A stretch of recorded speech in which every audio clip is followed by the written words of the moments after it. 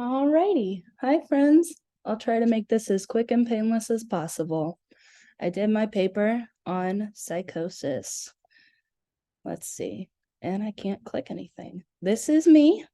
My name's Katie. I am a fourth year junior in photography, and my personal tie to this topic is that I experienced an episode of psychosis both in December of 2019 and then again in December of 2020. So, what is psychosis? Experiences will include any or all of the following. That's hallucinations, delusions, and or disordered thinking and or speech. But all of them have in common a loss of contact with one's regular version of reality. So to delve more into what those words mean, a hallucination is an experience that others do not perceive, something that you sense, but other people around you don't.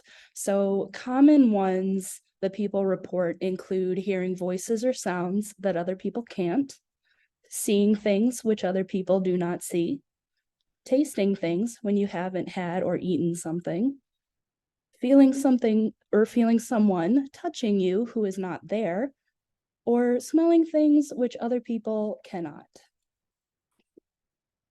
Delusions. So these are the ones that I personally had trouble with. They are defined by one of my sources as an unusual belief that other people within your community do not share, even though it feels real to you. So common ones that people will experience are feeling like you're being followed by secret agents or members of the public, feeling that people are out to get you or trying to harm you in some way. This can be strangers or people you know. There is one that a chip has been planted in your brain to monitor your thoughts. That one sounds terrifying. I have not had that one myself. Or that your food or water has been poisoned. So generally, the shift from one version of reality to another is very subtle and hard to detect, but there are signs that you can pick up on or others around you can notice if you're about to experience an episode. And those include suspiciousness, paranoid ideas or uneasiness with others, trouble thinking clearly and logically, withdrawing socially and spending a lot more time alone, unusual or overly intense ideas, strange feelings or a lack of feelings, a decline in your self-care or personal hygiene, a disruption in your sleep, including having difficulty falling asleep or having a reduced sleep time. There is difficulty telling reality from fantasy. There is confused speech or trouble communicating, or a sudden drop in grades or job performance. But in addition to those, there are more general changes that could include emotional disruption, anxiety, lack of motivation, and just difficulty functioning overall. So there are, hold on, I'm going to take a drink of water. Thank you. Okay, lots of potential causes. A lot of people will assume that psychosis is tied to a mental health condition that you have, which could be schizophrenia, could be bipolar disorder, it could be major depression, but not always. And other causes can be going through a traumatic experience, stress, drug misuse, alcohol misuse. It could be the side effects of a prescribed medication. It could be the result of a physical condition such as a brain tumor or dementia. It could be due to head injury or perhaps the result of childbirth. So some of the recent topics that I came across of research included a study on an artificial intelligence service that was found to be about 96 to 97% effective in diagnosing medical, like mental health disorders. I don't know where that will take us in the future, if that will be a tool that we can use, or if that will, because I always wonder, what about those 3 to 4%? But that's still pretty good numbers. Another article talked about the ties between racism and then having experiences of psychosis, namely that Black and Latinx communities who experience racist behaviors from others directed towards them will be more likely to then experience an episode of psychosis. And unfortunately, the study also noted that this can then be passed on genetically to one's children. So it delves into why it's, among so many other reasons, just horrible to be mean to each other in that way. And then the third research topic that I came across was trying to find a link among psychosis episodes, cannabis use or abuse, and suicidal ideation or actions. But according to what I read, they could not find any substantial evidence that did link these things. That's not to say that they're not, but it's not to say that they are. So it's just something people are looking at. So this is where I would like us to go from here. I think knowing about stigma and seeking to eliminate it and replace it with affirmations and a collective, I don't know, consciousness of what is it? Having more of a compassionate, there it is, a compassionate community, I think would benefit us all. So I'm going to talk about the structures and types of stigma. So there are 4 main types of stigma. That's public, coming from other people. There is self-stigma, that's coming from yourself. There's something called label avoidance, which is when you have kind of internalized bad ideas about the name of your disorder, right? And you want to avoid being associated with it. And then there is family stigma, which is stigma that is from other people, direct, or maybe yourself, I don't know, but directed towards your family. Yes, so then there are 3 layers to stigmas: stereotypes, prejudice, and discrimination. And these are basically, well, I'll just describe them one at a time.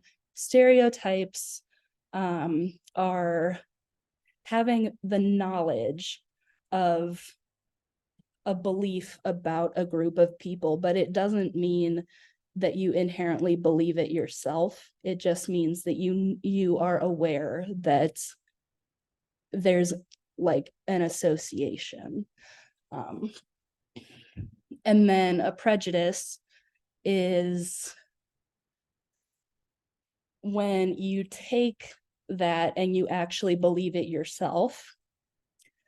And then discrimination is when you turn that belief that you have into an action that negatively impacts the person that you have the belief about.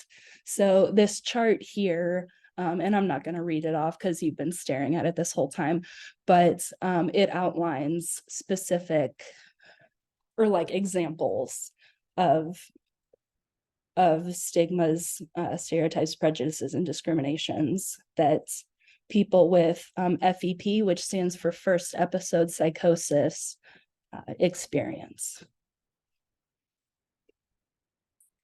So taking that, I wanted to look at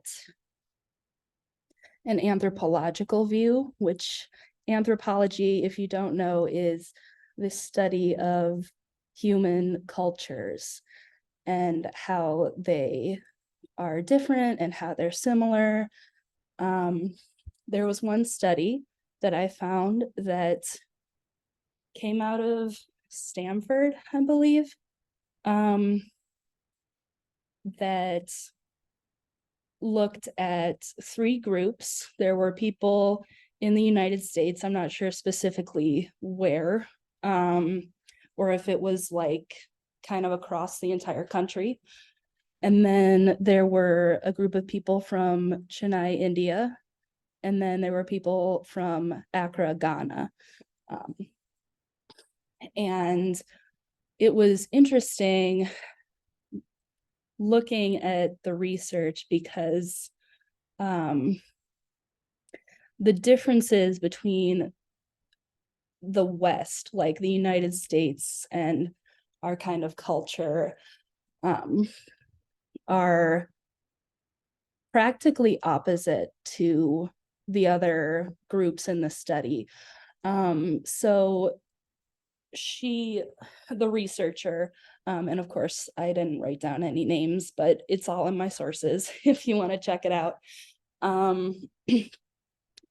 was offering an explanation that the reason that those people in the United States who experience psychosis experience violent and hateful hallucinations as opposed to the benign and playful ones experienced by people in India and Ghana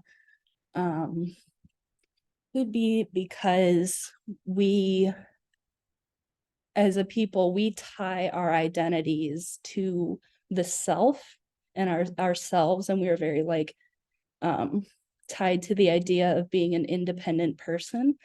But in these other areas, people identify themselves as part of a community. That's where their sense of self comes from, as like one of a group.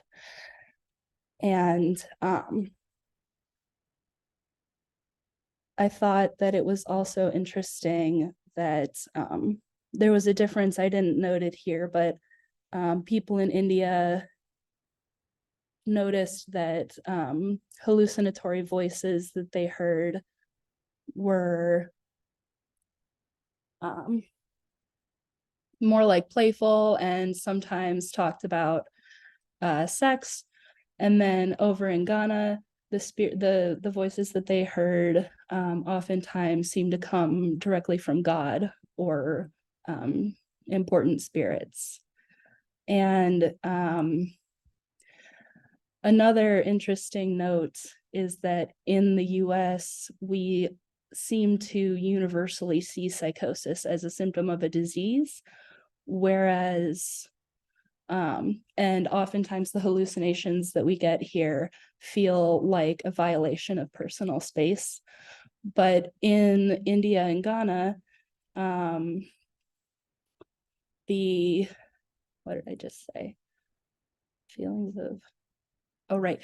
They are far less likely. No one in India and only very few people in Ghana who are in the study associated the experiences with a disease.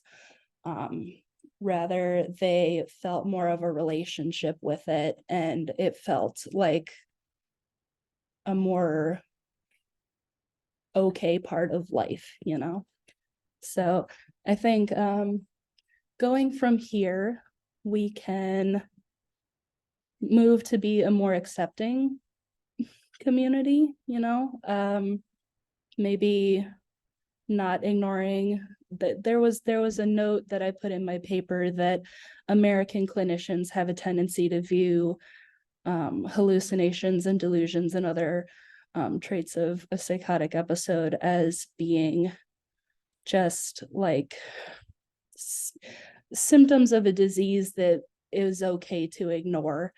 And I feel like that sort of defeats the purpose of listening to someone and having someone listen to themselves. And it's not necessarily that you agree with the things that are going on, but you don't push them away either, because I think that just makes things bad.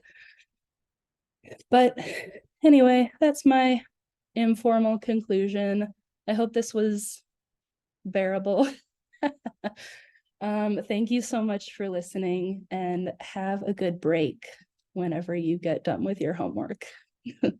Bye-bye.